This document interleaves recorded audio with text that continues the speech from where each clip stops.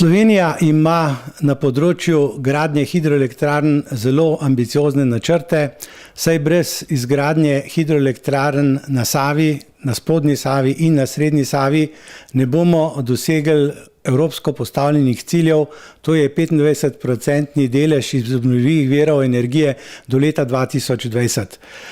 Te ambiciozne načrte, ki za Slovenijo pomenijo zelo veliko,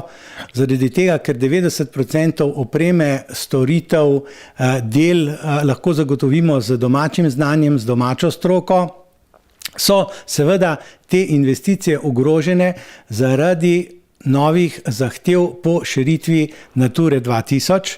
ki dejansko v določeni meri preprečuje oziroma ovira izgradnjo na spodnji, predvsem pa na srednji Savi do ljubljanskega dela Save. Menimo, da bi na tem področju morali biti veliko bolj elastični, da bi morali najti skupni jezik z pripravljalci Nature 2000,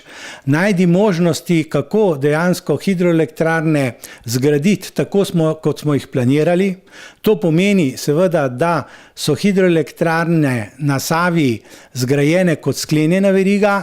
kjer seveda dosežemo tudi največje efekte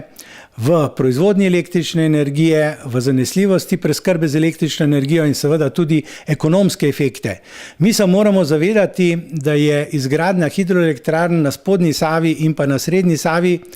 investicijski poseg približno 1,3 milijarde evrov. To pomeni veliko za naše gospodarstvo, to pomeni veliko za oživitev investicijskega cikla, za nova delovna mesta in ravno zaradi tega je potrebno pri opredelitvi Nature 2000 tudi upoštevati vse te elemente.